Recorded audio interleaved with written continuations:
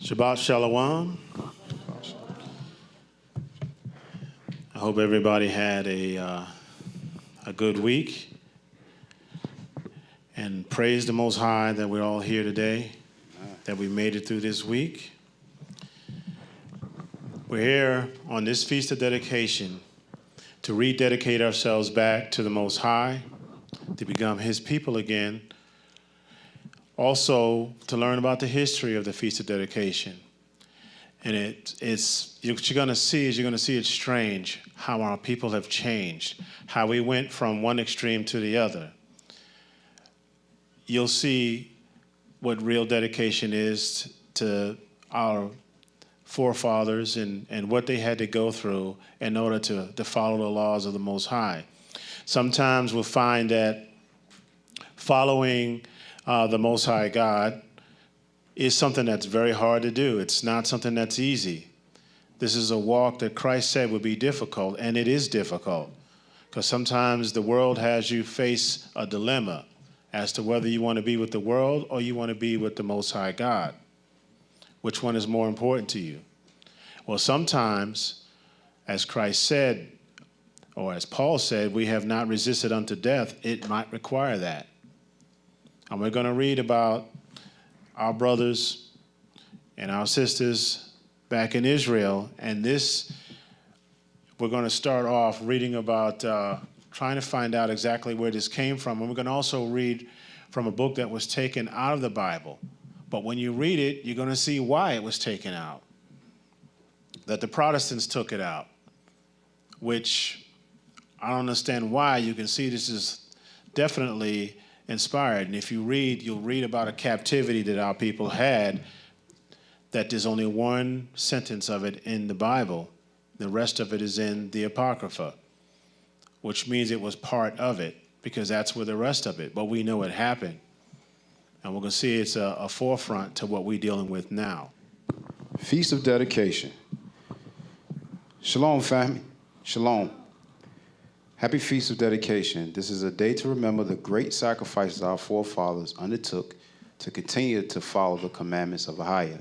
More importantly, it is a day to remember how our Father delivered them from all their enemies in those times when our people came together to do His will. Here are a few records of the time period, as well as Christ and His celebrating of the same holy day. The first thing we're going to read from is from the book of Josephus, who was a historian, a Hebrew historian, and we're going to read about what he wrote in the Antiquities of the Jews, book 12, chapter 7, paragraph 6. Antiquity of the Jews, book 12, chapter 7, paragraph 6. When, therefore, the generals of Antiochus' armies had been beaten so often, Judas assembled the people together and told them that after these many victories, which the Most High had given them, they ought to go up to Jerusalem and purify the temple and offer the appointed sacrifices. But now the stage is being set.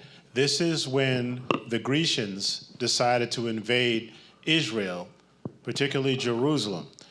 Alexander was foretold in the book of Daniel to be one of the leaders of one of the beasts that the captivities that Israel was going to go through. And Alexander was foretold. He strode into Jerusalem and read about himself being foretold and being given the power from the Most High to rule for a period of time.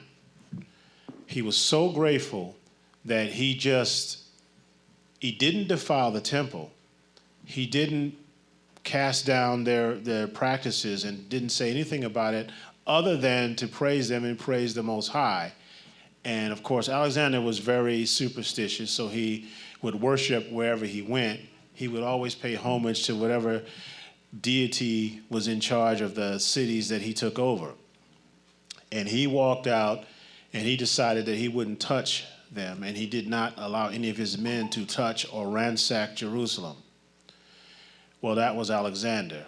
We know Alexander didn't live too long, and he wound up dying and dividing his empire into to his 4 generals. Well, one of them had a wicked son that came, or grandson that came up and decided that he was going to change all things and allow people, or change what the worships that people have. So what we're reading about is Antiochus Epiphanes. He is the wicked horn that rose up and decided to torment Jerusalem and torment Israel and changed a whole lot. Now, if you look at the New Testament, you will see statements like there's neither Jew nor Greek. What that's referring to is the results of this captivity. This is where some Israelites started going off and started worshiping under the Greeks and became Hellenists, and where they started speaking the language and forgot that they were Israel. So what we're seeing here is the roots of this at the very beginnings of this under Antiochus, because he is the one that persecuted them. Alexander didn't do this, but the people that came after him did. Henceforth, why the Grecians were called the third beast. Continuing with paragraph 6. But as soon as he, with the whole multitude, was come to Jerusalem and found the temple deserted and its gates burnt down, and plants growing in the temple on their own accord, on account of its desertion, he and those that were with him began to lament and were quite confounded at the sight of the temple. So he chose out some of the soldiers and gave them order to fight against those guards that were in the citadel, until he should have purified the temple. When, therefore, he had carefully purged it and had brought in new vessels and candlesticks, the table of showbread, and the altar of incense, which were made of gold, he hung up the veils at the gates and added doors to them. He also took down the altar of burnt offering and built a new one of stones that he gathered together, and not of such as were hewn with iron tools. So on the 25th day of the month Caslu, which the Macedonians call Apollines, if I said it right, they lightened the lamps that were on the candlesticks and offered incense upon the altar of incense, and laid the loaves upon the table of showbread, and offered burnt offerings upon the new altar of burnt offering. Now it so fell out that these things were done on the very same day on which their divine worship had fallen off, and was reduced to a profound and common use after 3 years' time. For so it was that the temple was made desolate by Antiochus, and so continued for 3 years. This desolation happened to the temple in the 145th year, on the 25th day of the month Apollines. And on the 105th and 3rd Olympiad, but it was dedicated anew on the same day, the 25th of the month Apollines. On the 148th year, and on the 154th Olympiad, and this desolation came to pass according to the prophet Daniel, which was given 408 years before, for he declared that the Macedonians would dissolve that worship for the same time. So we're reading about them ransacking the temple, and notice it keeps mentioning the Olympiad. And we know that every 4 years we deal with the Winter Olympics and we deal with the Summer Olympics, started by the Grecians. Mind you, those are not just innocent sports games. Those Olympiads are actually dedication to Greek gods, and that's why it's still around. We have worships that came from the Grecians that are an abomination to the Most High God, but not realizing where this all came from. And in the course of reading about this whole desolation that he brought on, you're going to read about the practices that he brought to Jerusalem and all the things that he did in getting Israel involved. And mind you, they didn't just throw it on Israel. You actually have to have some complicity from your own people in order to be able to do this type of thing, and which, of course, he did. Some of the Israelites agreed with this and actually went to Antiochus and asked for him to be able to do this. So this is Israel going off. This is the things that the Grecians did to them. I'll be reading paragraph 7. Now Judas celebrated the festival of the restoration of the sacrifices of the temple for 8 days, and omitted no sort of pleasures thereon. But he feasted them upon very rich and splendid sacrifices, and he honored the Most High, and delighted them by hymns and psalms. Nay, they were so very glad at the revival of their customs, when after a long time of intermission they unexpectedly had regained the freedom of their worship, that they made it a law for their posterity that they should keep a festival on account of the restoration of their temple worship for 8 days. And from that time to this, we celebrate this festival and call it Lights.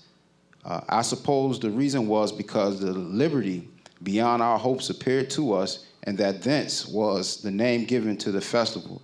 Judas also rebuilt the walls round about the city and reared towers of great height against the incursions of enemies, and set guards therein. He also fortified the city Bethsura, that it might serve as a citadel against the distresses that might come from our enemies. So this Feast of Dedication is about the rededication of the temple and the restoration of their sacrifices and their practices.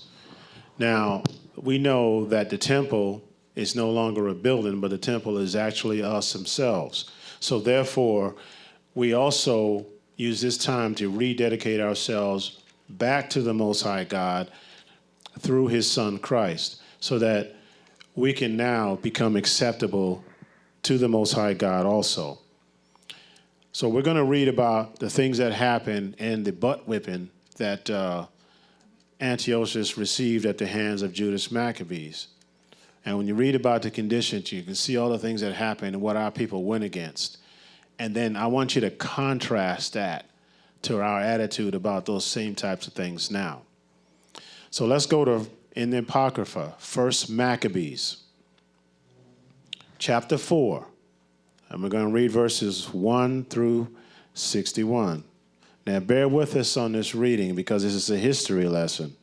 But it's also very poignant because you're going to see some things that we deal with today. And there's one particular thing I want you to see. And I want you to contrast to the statement, it tastes good. I'm not getting rid of it. I like my pork. We're in the book of Maccabees, 1 Maccabees, chapter 4, verse 1 through 61. Then took Gorgias 5,000 footmen and 1,000 of the best horsemen, and he removed out of the camp by night, to the end he might rush in upon the camp of the Jews and smite them suddenly. And the men of the fortress were his guides. Now when Judas heard thereof, he himself removed, and the valiant men with him, that he might smite the king's army, which was at Emamias. While as yet the forces were dispersed from the camp, in the mean season came Gorgias by night into the camp of Judas. And when he found no man there, he sought them in the mountains. For said he, these fellows flee from us. But as soon as it was day, Judas shewed himself in the plain with 3,000 men, who nevertheless had neither armor nor swords to their minds. So one of the generals of Antiochus decided to come in, and they're trying to root out Judas Maccabeus, who has a very small army, and he's in the hills with 3,000 men with just knuckles, nothing else. And he, of course, has the latest technology of everything that he has, all that he's been given, and he's going up against a tiny army, thinking that he's about to rout this army. But they forgot about the hidden weapon that this army had. Continuing, verse 7. And they saw the camp of the heathen, that it was strong and well harnessed, and compassed round about with horsemen. These were expert of war. Then said Judas to the men that were with him, Fear ye not their multitude, neither ye be afraid of their assault. Remember how our fathers were delivered in the Red Sea, when Pharaoh pursued them with an army. Now therefore, let us cry unto heaven, if peradventure the Most High will have mercy upon us, and remember the covenant of our fathers, and destroy this host before our face this day. So Judas is telling them that, yes, there's a big army. Yes, they're well trained. Yes, they have all the weapons. They have all the intangibles of winning a war. But we have the Most High. So he's telling them, look, let's trust in the same thing that our forefathers trusted in. When they were surrounded by the Egyptian army, and the Egyptian army was closing in on them, Pharaoh was pursuing them, and the only thing they could rely on was the Most High. And that turned out to be more than enough. And Judas is telling them that, hey, if the Most High remembers our covenant, then of course we can do no less, and we'll be no less victorious. Now, he started with a very small band, and it just took one man to say, you know what, enough of this. All the stuff that these people are doing to us and all these things that they're doing to us, we need to turn back to the Most High God because he can save us. Now, Israel had started going off, started doing all these other things, and left themselves open to this by sinning in the first place. But now, the Most High set it before them. Okay, let's see. What are they going to ask for? Are they going to ask and go to Egypt and ask Egypt to help them with this? Or are they going to rely on me? Verse 11, that so all the heathen may know that there is one who delivereth and saveth Israel. Then the strangers lifted up their eyes and saw them coming over against them. Wherefore they went out of the camp to battle, but they that were with Judas sounded the trumpets. So they joined battle, and the heathen, being discomfited, fled into the plain. Howbeit all the hindmost of them were slain with the sword, for they pursued them unto Gazaria, and unto the plains of Idumea, and Azotus, and Jamnia, so that there was slain of them upon 3,000 men. So a huge army of about 150,000, something like that, 50,000 men, 100,000 men, were overtaken by 3,000 men with bare knuckles. And the only way you can get anybody from the back is if they're running off from you.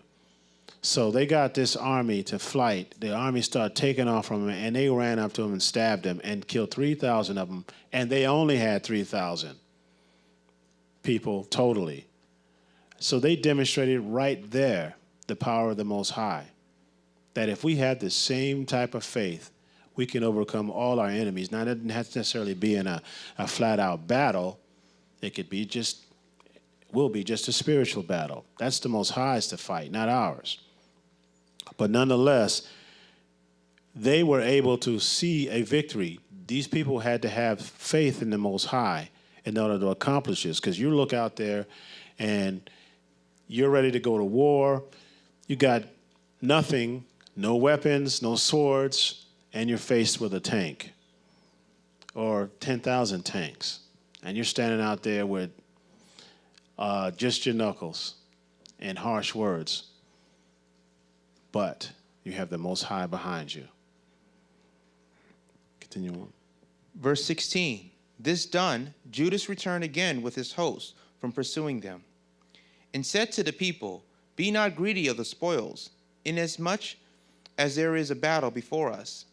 And Gorgias and his host are here by us in the mountain. But stand ye now against our enemies, and overcome them. And after this you may boldly take the spoils.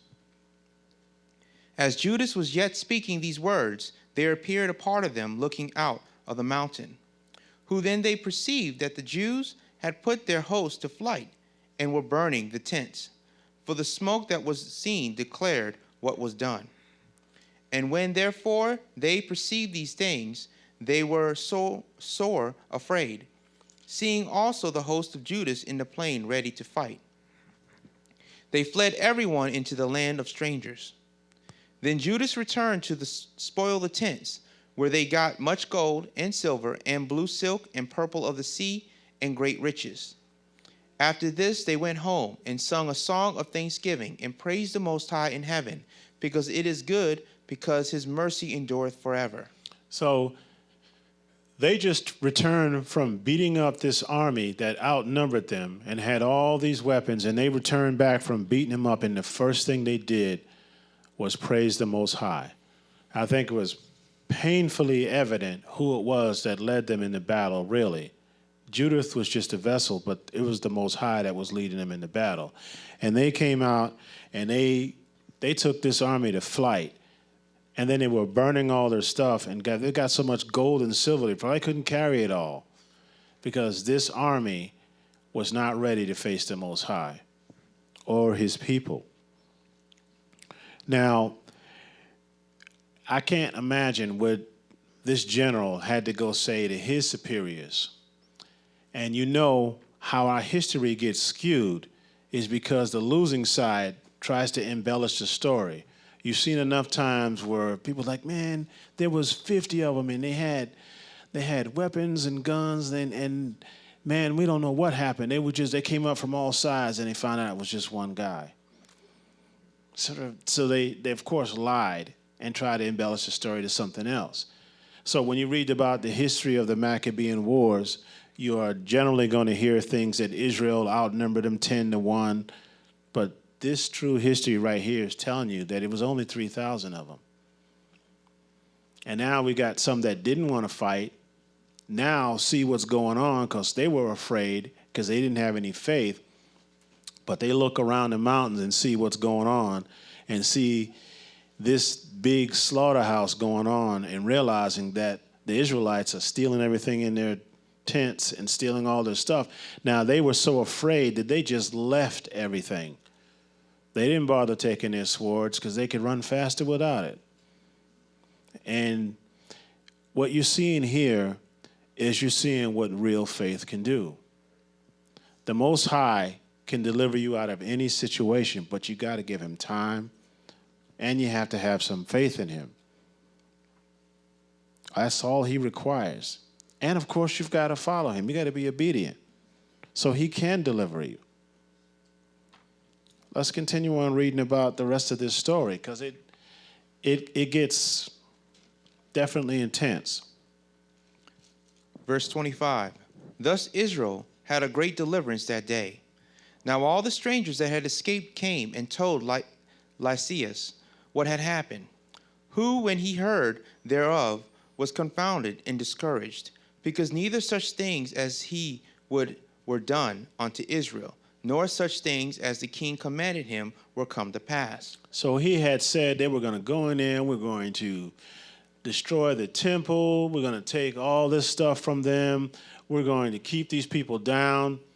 As it turns out, nothing he said came true. In fact, he took one of the biggest stompings in the history of stompings. He got beat from one end to the other with 3,000 people against him. Now, of course, the enemy's not going to tell the truth on this. There's no way you can come up and say, well, General, 5 people, they beat the brakes off of us. We just weren't ready for them. They had things that we didn't have. Yeah, of course they did. They had the Most High. But they didn't tell the truth on this. But he heard about all this and he couldn't believe it. He's astounded. He's sitting here going, no way. No way 3,000 people with fists and feet beat our behinds like that. It's not possible. Continue reading. Verse 28, in the next year thereof following, Lysias gathered together 70,000 men, 1,000 choice men of foot, and 5,000 horsemen, and he might subdue them. So now he decides to come out with even more people. And notice he waited a whole entire year. How come he didn't go right the next day? He had to wait another year because, first of all, the soldiers that were left were probably still quaking in their boots, saying, no, we need to go. We need to wait. So they had to wait until everybody forgot about what happened and then come back with even more people. Verse 29, and so they came unto Idumea and pitched their tents at Bethsura, and Judas met them with 10,000 men. And when he saw that the mighty army, he prayed and said, Blessed art thou, O Savior of Israel, who didst quell the violence of mighty men by the hand of thy servant David, and gavest a host of strangers unto the hands of Jonathan, the son of Saul, and his armor-bearer. Shut up this army in the hand of thy people Israel, and let them be confounded in their power and horsemen. So he brought to mind in his prayer what happened when David was at the battle against the Philistines, and he was with Jonathan. And a very similar thing happened where a small band beat up a well-trained army. So he brought that to mind. Notice that without history of your forefathers, you can't bring these things forward. And you forget the wonderful things that the Most High has had. That's why he commands us to make sure that we tell our children of the things that the Most High did, why we always go back in history, why it makes a difference about what happened to us in the past. Because what's done is done. There's no new thing under the sun. Those things come back around again. And you're faced with the same situations, and things come back around again the same way. And it requires the same faith. So there can be none that say, oh, well, that's never happened before. Yes, it has. They were faced with this. This is what we did. Which is why you always are reminded. And every day you have to remind yourself, the Most High did this for me. I'm still breathing. If you had any idea, if you could actually see the amount of toxins and everything else that's in the air, if you could actually see it, you'd be astounded how much the Most High brings you through. How come you don't just fall over and die right then and there? If you see what's in your food, I mean, all these things that they have on the labels, we don't even know what half this stuff is. And when you start looking it up, you're like, what? Paint thinner? I mean, are you kidding me? They're feeding us paint thinner? Since when is that safe? Or we use a normal product and you read the side effects on these things or these medication. You know, you've heard comedians say it all the time. How can the side effects of medication be worse than what, you know, if I'm taking a medication for asthma, then how can the side effect be shortness of breath? That's what I'm coming to you for in the first place. If you could actually see all the things the Most High does for us. And we don't keep count of it because we quickly forget it. But maybe we should keep count on it every single day. Write down, the Most High did this for me. The Most High did that. You're here. That's a miracle. If you realize how harrowing childbirth is, you realize that's a miracle. Everything that we get is a miracle. You're out there driving. Anytime a wheel can come off your car, you can carom into the oncoming traffic. You think the Most High, you got to where you got to. All these things. Every time you take a flight, you think the Most High that pilot was sober. All these things we need to be thankful for. You need to remember all the time. And that's what Judas is doing. He's remembering it. He's bringing it back so the Israelites can think about that instead of thinking about the task at hand. Oh, we got to fight against this army. I hate the Most High is with us.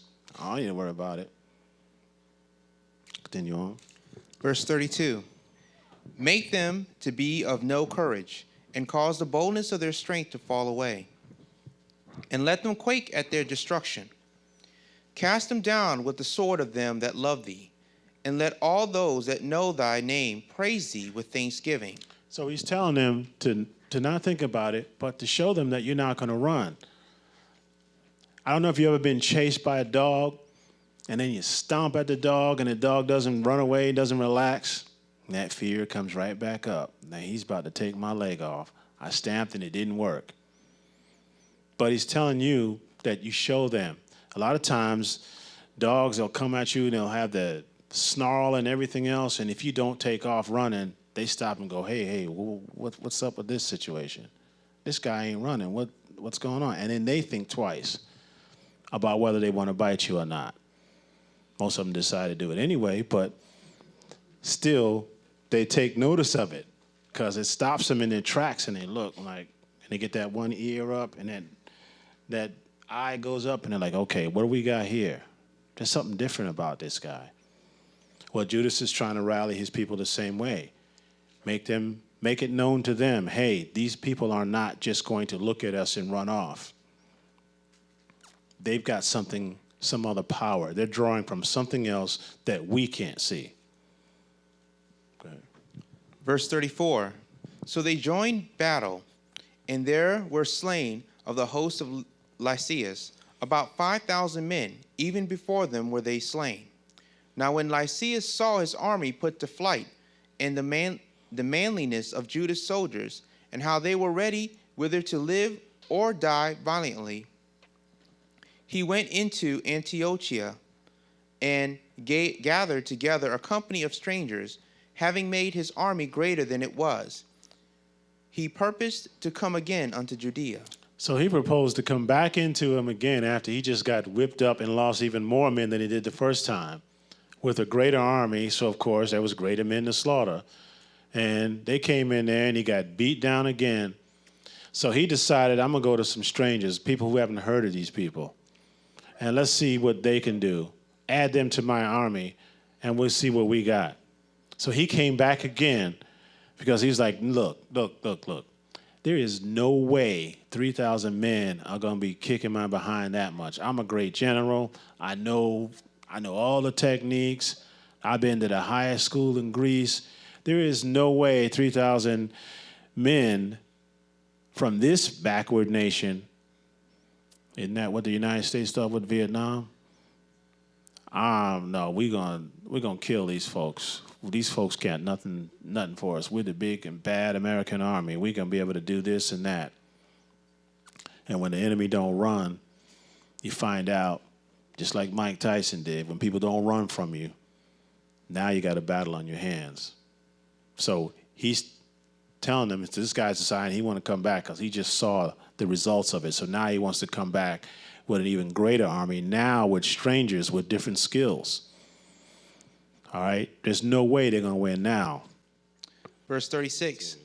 It's still against 60,000, whether it's 10,000 men or not. Verse 36. Then said Judas and his brethren, behold, our enemies are discomforted. Let us go up to cleanse and dedicate the sanctuary.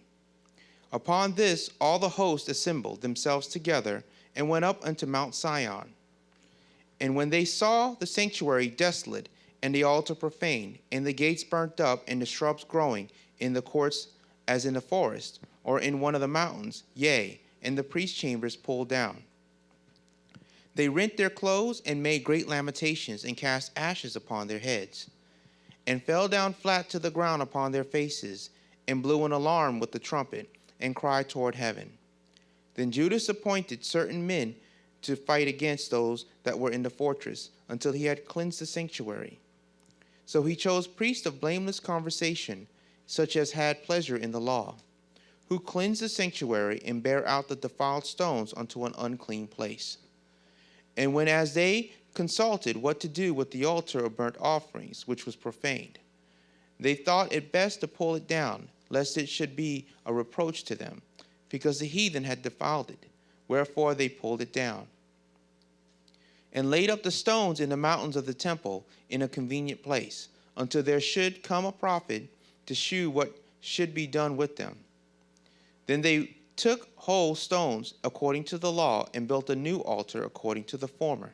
So they came in, what we read in Josephus, where they came in and the temple was defiled, the garden wasn't kept, everything was pulled down, the priest chambers, because they had been using it as a fortress to fight from, the temple. And their worship service and their temple was so important to them that they tore their clothes up and lamented. They were in mourning for what happened to the temple. And those stones are not supposed to have any tools on them. It's supposed to be an unhewn stone when you build up a temple, and it's not, I'm talking about the altar, excuse me.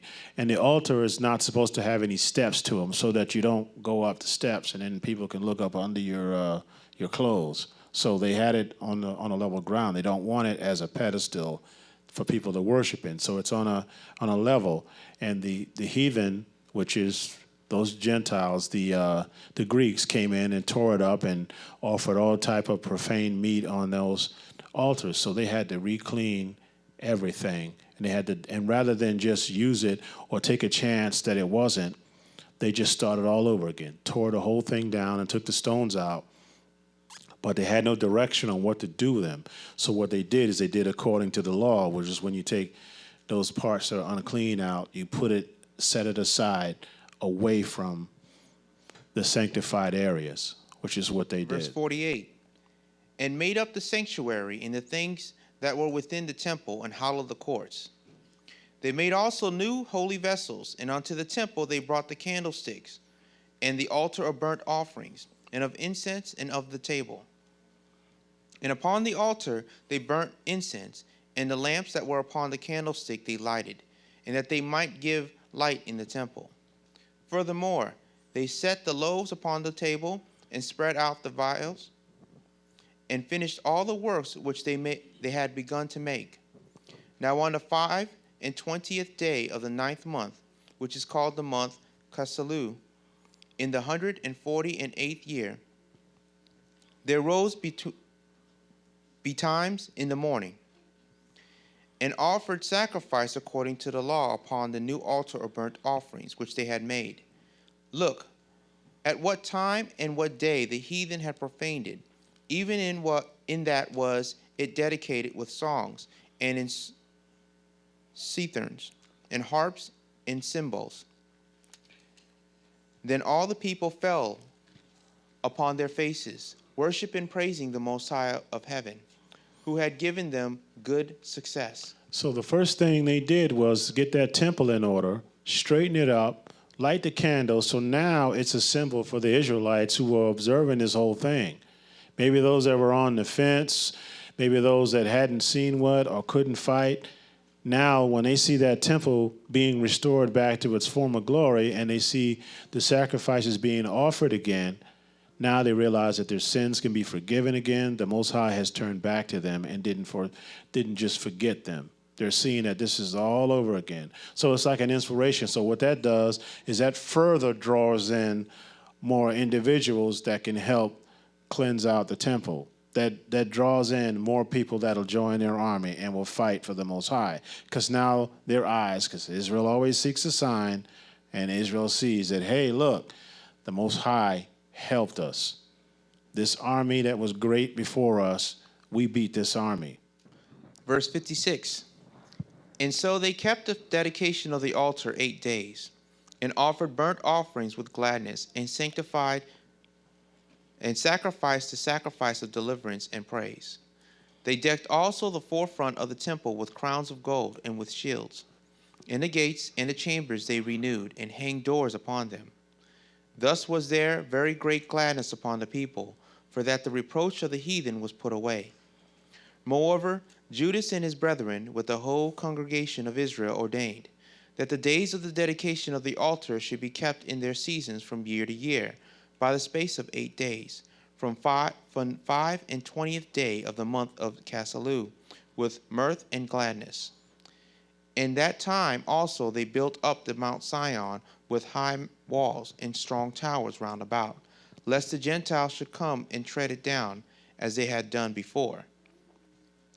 And they set their garrison to keep it, and fortified Bethsura to preserve it, that the people might have a defense against Idumea.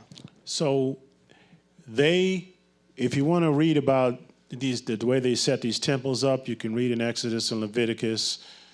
And also you can see once the temple was built in Samuel and Kings, you can see that how their day-to-day operations. But basically they set it all back in order and decided they were so grateful for the right to be able to worship the way the Most High God said again, that they held an 8-day feast and rededicated that temple in 8 days.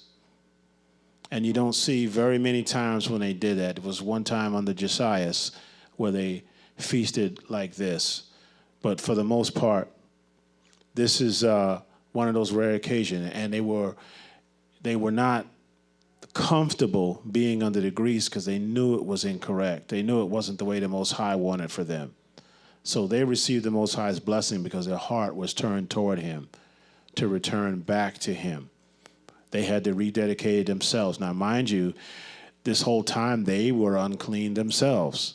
So they had to purify themselves. They purified the temple. They returned back to their worships, to return to the Most High to be able to receive their blessings again.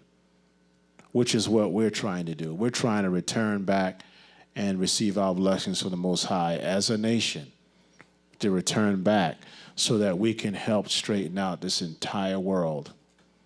That this world really needs a dedication back to the Most High, because things are not going well and it's getting worse and worse. And so now we have the same type of job to bring this back around. And that's what Christ is going to do. He is going to be the one that's going to purify this world. And we are going to be the ones that are helping him, because we rededicate ourselves back to the Most High God. This is a perfect example of what we can do as a nation in the spirit of the Most High if we come together to do his will. Our people were oppressed on all sides, yet they were able to rebuild and fortify strongholds in a time of weakness and outright hatred for our seed. Here is such example of outright perverse cruelty, which also occurred in the time of the Maccabees. All right, I'll be reading 2 Maccabees chapter 7, verses 1 through 42. 2 Maccabees chapter 7, verse 1.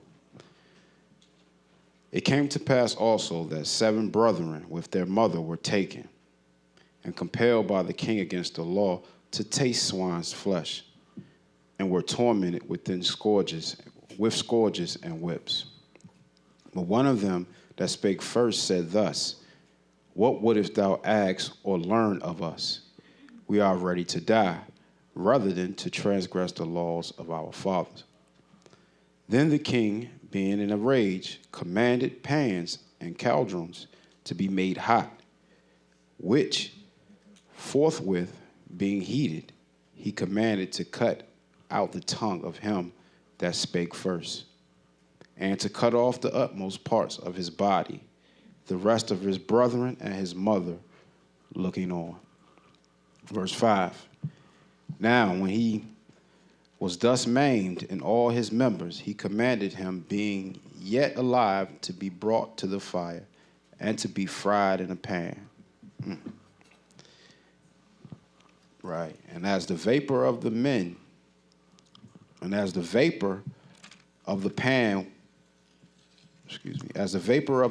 was for a good space dispersed, they exhorted one another with the mother to die manfully, saying thus, The Lord God looketh upon us, and in truth have comfort in us, as Moses in his song, which witnessed to their faces, declaring, saying, And he shall be comforted in his servants.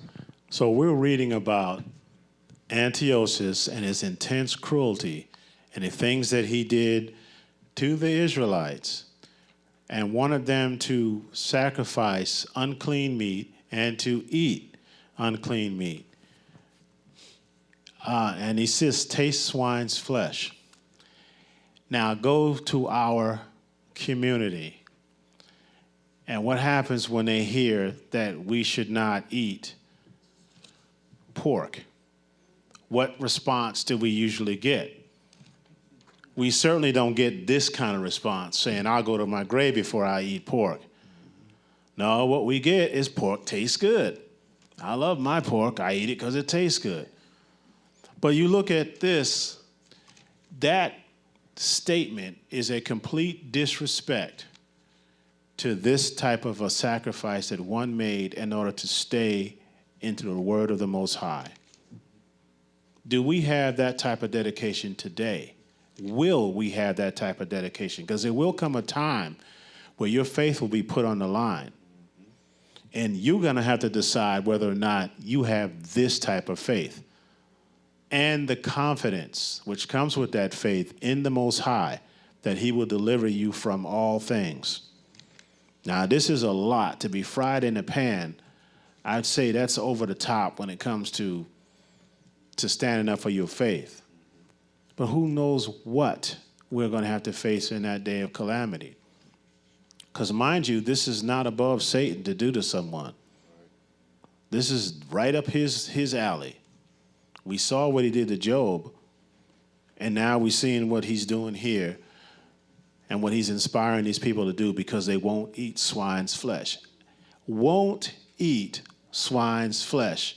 But every single restaurant you go by has got bacon on their sandwiches. When you consider everything that our people had to do in order to avoid it, how did they get us to start liking this stuff that our people died not to deal with? I mean, it's unreal what these people, and it gets worse. As we continue reading, it's going to get even more dire. Picking up at verse 7. So when the first was dead after this manner, they brought the second to make him a mocking stock. And when they had pulled off the skin of his head and the hair, they asked him, Wilt thou eat?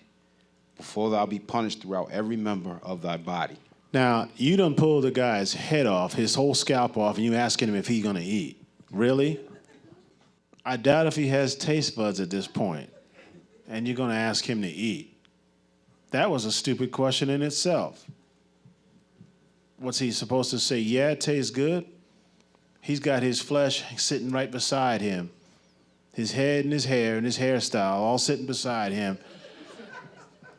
And you're going to ask him, will you eat before you do worse? He's already in enough pain as it is. What more can you do to him worse than this? I wish we had time, because I'd certainly like for you to see what happened to Antiochus. Go ahead. Verse 8.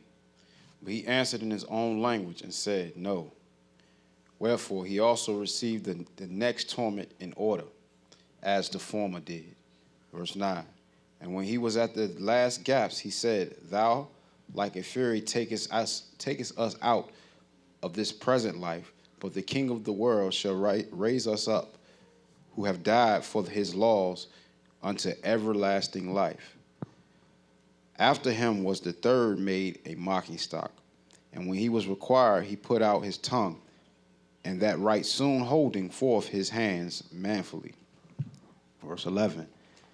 And said courageously, These I had from heaven, and for his laws I despised them, and from him I hope to receive them again, insomuch that the king and they that were with him marveled at the young man's courage, for that he had nothing regarded the pains. So he watched his brothers tortured, and now it's his turn. And instead of cowering in fear and wetting himself, he has decided that he's going to stand firm. And the first thing out of his mouth is a reassurance that, no, I'm not going to be any different than what you've already dealt with. I'm going to be exactly the same, because you're dealing with a family here where the Most High, we have more fear for him than you.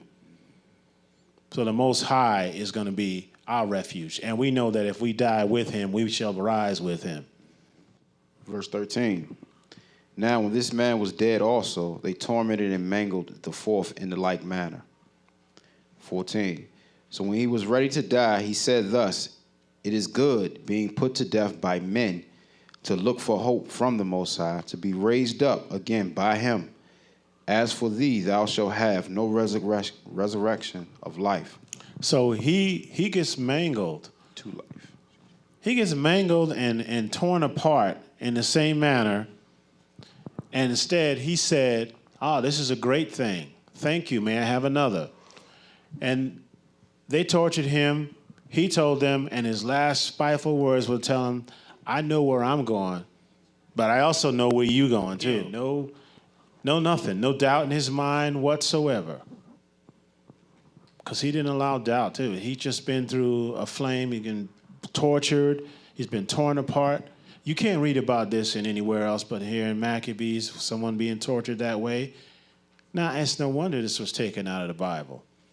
They don't want us to realize what we had to do not to defile ourselves and not to go against the Most High's laws. Mm-hmm. If we had read this, I doubt seriously if you would get statements like it tastes good when you're reading stuff like this. Verse 15. Afterward they brought the fifth also and mangled him. Then looked he unto the king and said, Thus hast power over men, thou art corruptible. Thou doest what thou wilt, yet think not that our nation is forsaken of the Most High. But abide a while, and behold his great power, how he will torment thee and thy seed. So he tells him, okay, you've done all this stuff to us, but don't think you're getting Israel. Don't think that it's going to change anything with our nation. And also, stick around, and you're going to see what kind of power you're dealing After him with. also brought the six, who being ready to die said, Be not deceived without cause, for we suffer these things for ourselves, having sinned against our God. Therefore, marvelous things are done unto us. So he is saying that we brought this upon ourselves with our sins. That's what allowed you to get in here. You didn't do anything on your own. This was brought on because of the sin that we did. Now, they're going from brother to brother, and they're getting younger and younger and younger. But notice the speech isn't changed. One mind, one body. They're all the same mind. And it's all toward the Most High. Not changing a single thing, even though they're watching their older brother get tortured. They're next in line, waiting on theirs, and they're getting it, and they're continuing to not change a thing. To be single-minded toward the Most High and his prize for them. Now, it doesn't say that here, but I kind of think that the Most High was with them the whole time, giving them strength, giving them courage. I mean, it would have to be, that would be an attribute, to give them strength and courage to go through that. Because this is a lot to deal with. And they're getting it visually. They're seeing what's going to happen to them. And each time the king is getting more and more angry because he can't break them, he's trying to come up with new ways in order to torture them, thinking that he can get at least one of them to break ranks. But he can't. He can't budge these men. And these young men, too. Mind you, their parents are watching this. Or at least the mother is, because I think the father was killed first. So she's watching her boys get tormented and torn apart. But even then, she's not cursing the Most High. Not one single solitary bit. She's in step with them. She taught them well. After him also they brought the six, who being ready to die said, Be not deceived without cause, for we suffer these things for ourselves, having sinned against our God. Therefore, marvelous things are done unto us. But think not thou that taketh in hand to strive against the Most High, that thou shalt escape unpunished. So you touch the Most High's people, don't think you're going to get away with it. It's like we tell this nation all the time, you're not going to get away with what you did to the Most High's people. They may not know who they are, but believe me, the Most High knows who they are and know what you did to them. So you're not getting away with it either. Just like we don't get away with our sins. Eventually it comes back. But the mother was marvelous above all, and worthy of honorable memory. For when she saw her 7 sons slain within the space of one day, she bare it with a good courage, because of the hope that she had in the Lord. So here we are. We're talking about the mother now. The mother's watching this whole thing, watch all her children be torn apart and brutalized. Ask yourself, in the day when we're facing more of Jacob's trouble, are we going to have the courage to stand forth and watch our family torn apart like this? Are we really going to have that type of faith? And if you don't, we're going to have to get it. We're going to have to rededicate ourselves to the Most High so that we have that type of faith standing forward. Because you can best believe that's the way they're going to get to you. Don't think this is not an example to our enemies. They read the Bible too. They act like they don't, but they do too. They sure do. They know. They put it in their movies. You see, excerpts from it in their movies with a twist, of course, but it's there to let you know. Yep, we read that somewhere. These ideas didn't just come from somebody's sick mind. These ideas were there because that's where they read it. Verse 21, Yea, she exhorted every one of them in her own language, filled with courageous spirits, and stirring up her womanish thoughts, that with a manly stomach she said unto them. Now, nothing infuriates an enemy more when they can't understand what you're talking about. And she's encouraging her sons that, hey, look, think not on this, because in a short while it'll be over, and you're going to have an eternity of praise and worship with the Most High. This is what your prize is. She reminded them of it, but she really didn't have to because they knew it, but she was ensuring them that, hey, look, I'm all right because I know what you're going to get afterwards, so that they didn't worry for her. And they're telling them all the whole time, this is what you're going to get. This is what you're going to get. Keep going. And she saw it the whole time, and she stayed true to the Most High. She said that she had hope in the Most High. She said unto them, I cannot tell how ye came into my womb, for I neither gave you breath nor life, neither was it I that formed the members of every one of you. But doubtless the Creator of the world, who formed the generation of man and found out the beginning of all things, will also of his own mercy give you breath and life again, as ye now regard not your own selves for his law's sake. Verse 24, now Antiochus, thinking himself despised and suspecting it to be a reproachful speech, while if the youngest was yet alive, did not only exhort him by words, but also assured him with oaths that he would make him both a rich and a happy man, if he would turn from the laws of his fathers, and that also he would take him for his friend and trust him with affairs. Now, he promising this man power and riches, and then probably done sawed off his arm and leg, and now wants to offer him riches. And isn't this what Satan does? He comes to you and offers you all these different things. You know, after he done got you in a whole bunch of trouble, he offers you all this stuff to deliver you out of it. And like he has the power to do any of this. And this man is here, Antiochus, because he didn't understand him. Like I said, the enemy can't stand when they don't understand what you're saying. And he couldn't understand what they're saying, but he thought it was something against him. That mother wasn't even thinking about him. Her mind was on the Most High. That wasn't even in her head. But yet, him and his vain self thought that she was talking about him. Oh, don't give him the time of the day. But she didn't care about him because her mind was on the Most High. And you know that because of the fact that she didn't act in the first place. She said, the Most High wants my children. Therefore, I'm just going to let it happen. I'm not going to say nothing. I'm going to focus and believe in the Most High. His will be done. Verse 25. But when the young man would in no case hearken unto him, the king called his mother and exhorted her that she would counsel the young man to save his life. So he comes across and says, I'm sorry, lady, you better talk to his boy. He don't know what's about to happen to him. Talk to him. Change his mind. Get him to realize that I'm going to be a friend to him. I'm going to give him all this power. But what good would that power to have been to him for him to lose his soul? Mm-hmm. That would have been just a vain thing. He wouldn't have gotten a thing out of it. It's a dreadful thing to fall into the hands of the Most High. Well, guess what?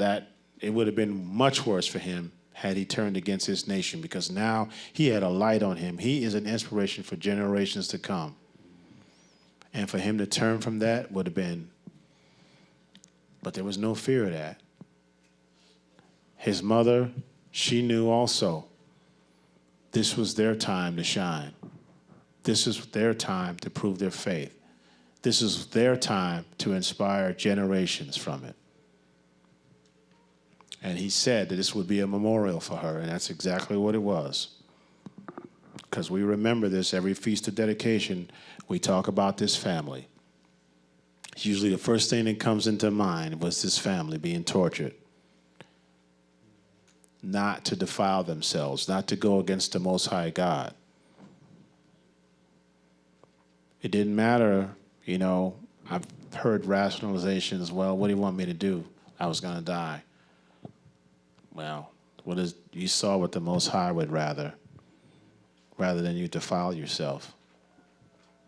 This was the choice they made. Yes, it wasn't a pleasant choice, but was a choice nonetheless, was to stick with the Most High, and they did. but they attained something much greater. Verse 27. But she, bowing herself toward him, laughing the cruel tyrant to scorn, spake in her country language on this manner.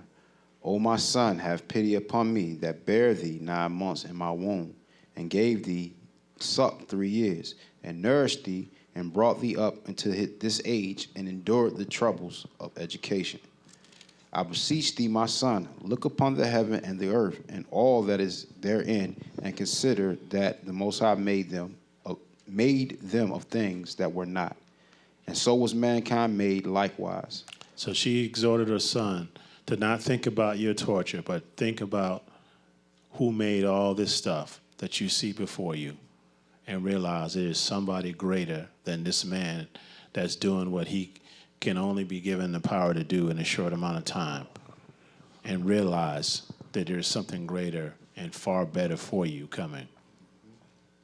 Verse 29, fear not this tormentor, but being worthy of thy brethren, take thy death, that I may receive thee again in mercy with thy brethren. While she was yet speaking these words, the young man said, Whom wait ye for?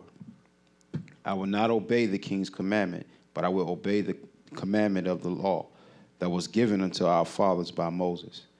And thou, that hast been the author of all mischief against the Hebrews, shall not escape the hands of the Most High. For we suffer because of our sins, and though the living Lord be angry with us a little while for our chastising and correction, yet shall he be at one again with his servants. So this young boy is prophesying that, guess what? You're going to get a whole lot worse than what I got. You got something. Just wait for it, and you got it. It's coming to you. And he's saying it's more important that I obey the law of the Most High. And we have to have that same type of dedication to Christ now. The Most High through Christ. We got to have that same type of fervor that we are willing to go to the grave for him, like the disciples did. This is what they're telling you. They're telling you that this is, like you said, this is written for our learning. This our learning is what your faith requires. This is the greater thing of your faith. The faith means you have to die to yourself to be raised with the Most High in Christ. That has to be more important to you than anything in this world. Because, yeah, he could have given this kid all kind of stuff temporary, because that's all it would have been, is temporary. But the Most High is giving him something that's going to last a whole lot longer. And he didn't betray for a fleeting moments of pleasure. He stayed with the Most High because he could see the other side of it. And he told his mom, I don't know what you're telling me for, because there's no way I'm not going to listen to the Most High. There's no way I'm going to transgress these commandments. Look how far we've come now. Look at why our work is so hard, why we got our work cut out for. Do we see this type of dedication today? 4. But thou, O godless man, and of all other most wicked, be not lifted up without a cause, nor puffed up with uncertain hopes, lifting up thy hands against the servants of the Most High. Verse 35. Thou hast not yet escaped the judgment of Almighty God, who seeth all things. For our brethren, who now have suffered a short pain, are dead under God's covenant of everlasting life. But thou, through the judgment of the Most High, shalt receive just punishment for thy pride. But I, as my brethren, offer up my body and life for the laws of our fathers, beseeching the Most High that he would speedily be merciful unto our nation, and that thou, by torments and plagues, mayest confess that he alone is God. Another prophecy. Continue on. Verse 38. And that in me and my brethren that wrath of the Almighty, which is justly brought upon all our nation, may cease. Then the king, being in a rage, handled him worse than all the rest, and took it grievously that he was mocked. So this man died undefiled, and put his whole trust in the Most High. Last of all, after the sons, the mother died. Let this be enough now to have spoken concerning the idolatrous feast and the extreme torches. So he was worse with the smallest one, the youngest one, than he was with the other. Now, I don't know how you define the term worse, because he did pretty bad to all of them. But this last one, he decided to tire himself up, torturing this young man, and still couldn't break him. So now he's all kind of mad. He's got volcanic ashes coming out the top of his head. He's so angry, but he's not able to do a thing to them because their trust is in the Most High. Now, ordinary men, that might have been a signal to, hey, look, there's something out there that's even stronger than me. But this man was so full of pride, he couldn't see that way. He couldn't see anything but what he wanted. And it was so, why was it so important for him to have the Israelites defile themselves? Why was that so important? That should right there tell you who was the author behind this, who was the one pulling his strings.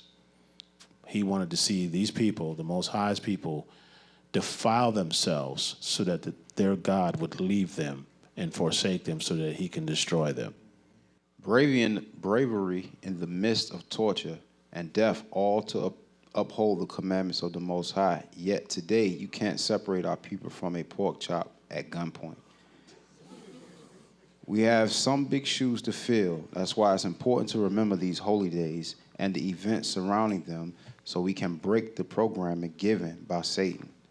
Here is an example of Christ keeping the feast on the holy day and the wicked amongst us operating with the same foolish persecuting spirit even on a holy day.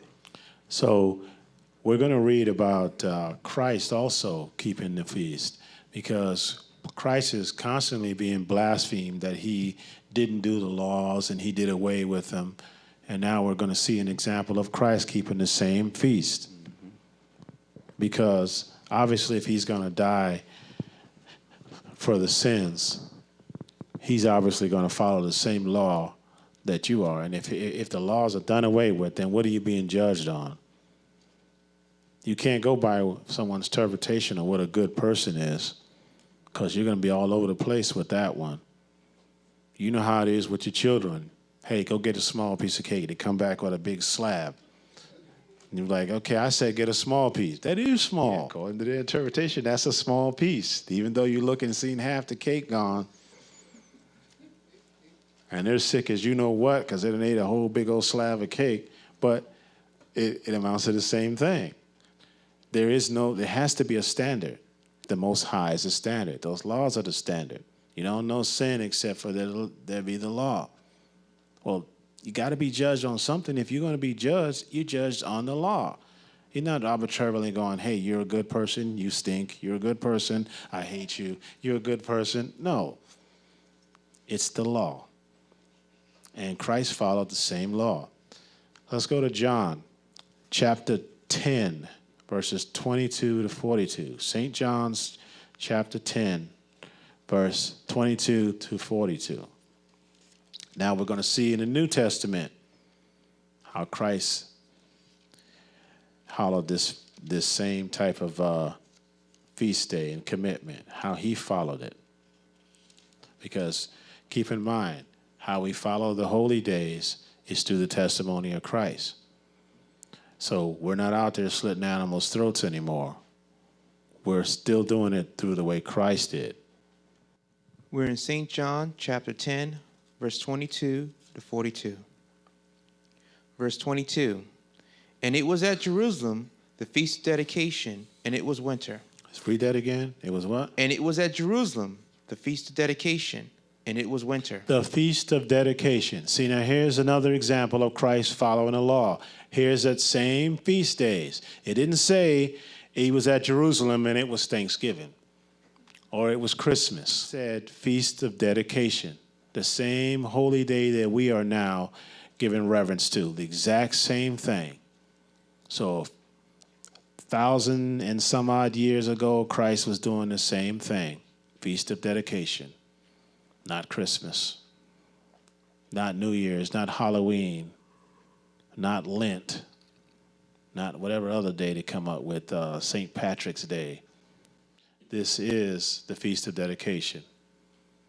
And Christ is doing the same thing. 3. And Yeshua walked in the temple in Solomon's porch. Then came the Jews round about him, and said unto him, How long dost thou make us to doubt? If thou be the Christ, tell us plainly. And Yeshua answered them, I told you, and you believe not.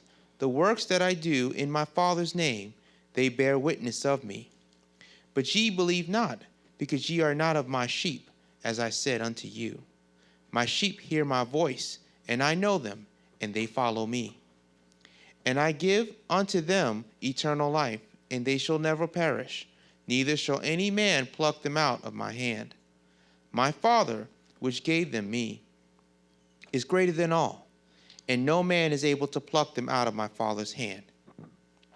I and my Father are one. Then the Jews took up stones again to stone him. So they came to Christ and tried to ask him plainly, hey, they wanted him to say, yes, I am the Christ. Now follow me. No, he said the same way that the prophets from before have said, you'll recognize him by the works that he does, the things that he says and does. That's what you go. That'll be the signal to point to you. Just like, who are the children of Israel? Well, you know the children of Israel by these curses upon you. Same exact thing. Because things can change and people can skew languages. But if it says you'll know him by these things that he does, that makes it easy to point to the one person that is doing the same things. He's following the holy days, and he's telling them straight out, I told you already by what I did. Who else? And they never had any examples of other people healing people like this. But then somebody comes out of nowhere, he's doing all these things, and all these things were pointed to by the prophets. It was prophesied that he would do this, this, this, this. And now they're seeing that, and they're coming up and asking him, can you tell us plainly if you're him or not? He said, I already told you. But you can't believe it because you're not part of us. You're not one mind and one body and one spirit with us. So I can't work with you. You're not one of us. They know. They heard it, just like each and every one of us in here. And the elder Elder Gabar made it pretty clear. I noticed the guys I've always had in the church, I've never had to sit up there 5 and 6 hours and had to talk to them for 3 weeks in a row before they came into the truth. They came in because they knew it right away. They heard it one time, and there was something about it that rang true in their heart, and they came in. He didn't have to keep going back to them and keep trying to prove this and that. They knew it right off the bat. Well, Christ is saying the same thing. I already told you, but you don't understand because you're not mine. Go ahead. Verse 32, Yeshua answered them, Many good works have I shewed you from my Father. From which of those works do ye stone me? So they're ready to throw rocks at him because he said, I and the Father are one, meaning we're together under the same accord. How is it that you're ready to throw a rock at me? I didn't see anybody throwing a rock at me when I was healing people. You weren't throwing rocks then. So what are you throwing rocks at me for now? What did I do now that says that, hey, throw a rock? And what? And we know that the stoning was part of the Israelite capital punishment. So he's basically asking, what commandment did I break? What law did I break that requires me to be stoned? The judgment is stoning. What did I do? Verse 33, the Jews answered him, saying, For a good work we stone thee not, but for blasphemy, and because that thou, being a man, makest thyself a God. Now, let's look at what they're saying here. They're saying blasphemy for good works. Now, with all the things that he's done, who can do these type of works without being one with the Most High God? So what did he say that was untrue? He's doing works that one that is with the Most High, because he wouldn't have given it to anybody. Otherwise, they would be running around touching people and healing them. But they could not do that. No one else can do that. So how could he have the power to do all this unless he was with the Most High? So that's something there that should have been a key to them. Verse 34, Yeshua answered them, Is it not written in your law, I said, ye are gods? if he called them gods, unto whom the word of Ahiah came, and the scripture cannot be broken. Say ye of him whom the Father hath sanctified and sent into the world, thou blasphemest, because I said, I am the Son of God? So he's saying that the Most High basically said so much. So again, what did I say that was so incorrect? Where the judgment was stoning. What kind of capital offense did I commit? When the Most High said the same thing, because I said that I'm the Son of the Most High. What did he say that was untrue? Because the Son of the Most High, who they were looking for, was supposed to be the one that could manifest these gifts and do these things. Well, he came doing these things. So the natural conclusion is, hey, he's the Son of the Most High. The Most High is supposed to do, the Son of the Most High is supposed to do these things when he comes here. I did these things when he come here. I'm telling you I'm the Son of the Most High. And now you think that I'm lying about it, that I need to be stoned with it because I'm elevating myself. When the prophecy said that. So that means they either didn't read the prophecy or they were so blinded by hatred and evil and wickedness that they couldn't see it. Verse 37. If I do not the works of my Father, believe me not. But if I do, though ye believe not me, believe the works, that you may know and believe that the Father is in me and I in him. So he's saying, basically, don't even listen to what I said. Just go by what you saw, what you've seen me do, and then decide whether you can believe me or not. Go by his works, his mannerism. Did Christ go around cussing people out? No, he certainly didn't. And even when confronted with Gentiles, he didn't cuss them out either. He didn't say, hey, look, get away from me, you devil. No, he didn't do that. He spoke to them in the same type of respectful manner that he spoke to his Israelites. He told them the truth. And he's saying, if you can't believe anything that I'm saying, then just look at what I did. That should be your answer. Look at my behavior. How many of you can say anything bad about me whatsoever? Verse 39. Therefore they sought again to take him, but he escaped out of their hand. And he went away again beyond Jordan into the place where John at first baptized, and there he abode. And when many resorted unto him and said, John did no miracle, but all things that John spake of this man were true. And many believed on him there. So some of the people thought about that. Say, hey, look, John didn't even do all this. And we reverence John, and here's one that John said would be greater than him, and he's doing things that not even John would do. So some of them thought about this and realized that, hey, that is the guy. That's who we were waiting for. He's doing all these things that we said that the Messiah would do. He's doing them. Hey, guess what? That's the Messiah. Only the Messiah we're going to do them. This person comes doing them, that's the Messiah. That's just logic 101. But it sounds like these men were prideful. Their pride was hurt because he's like, okay, what you hitting me for? What did I do? And they couldn't answer him. So rather than stand there and look dumb and realize they were mistaken, their pride kicked in, and they still tried to grab him, still thought about it, but couldn't because he slipped out of their hands. This is a small history of the Feast of Dedication. Take this time to think of all the blessings that the Most High has provided for our people throughout history. Change your life and never take for granted the blessings to be able to celebrate these days. Shalom. Now, I want to say one thing also, just to let you know about Antiochus. He wound up trying to bust in the temple, and the Most High put a spirit on him, and he swole up with all kind of boils, sickness. He had a foul body odor. He couldn't even stand up. He couldn't talk. He was in so much excruciating pain, and he admitted out of his mouth that was the God, and asked and petitioned the priest to say a prayer for him and offer a sacrifice for forgiveness for him and his swole up head. And he died painfully. As a matter of fact, he wound up losing his mind, because you can read about the rest of this in Maccabees. He had Israelites brought out to trample them with elephants, and then he would say, trample them with elephants. He would tell his guards that, and then at the last minute, he would change and go, what are these people doing here? Give them the biggest table, sit them down, feast them, let's honor them. And then the next morning, he'd wake up and go, wait a minute, why aren't these people dead? Didn't I just tell you last night to kill them? And they're like, you told us to throw a feast for them.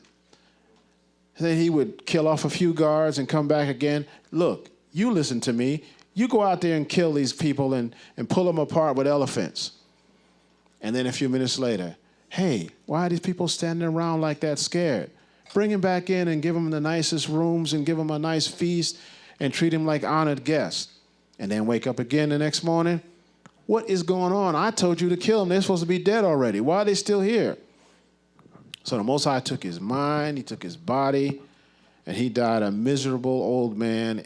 Well, not old, but he died a miserable man in a great deal of pain. Just like the young man prophesies, he died in much pain and sorrow. Man, let's give Deacon Kevin a hand clap, y'all. Oh, you are so amazing. So amazing, Lord, I want to thank you. Amazing grace, how sweet the sound that saved a wretch like me. 'Cause I once was lost, but now I am found. I was blind, but now I see that you are the best thing that could ever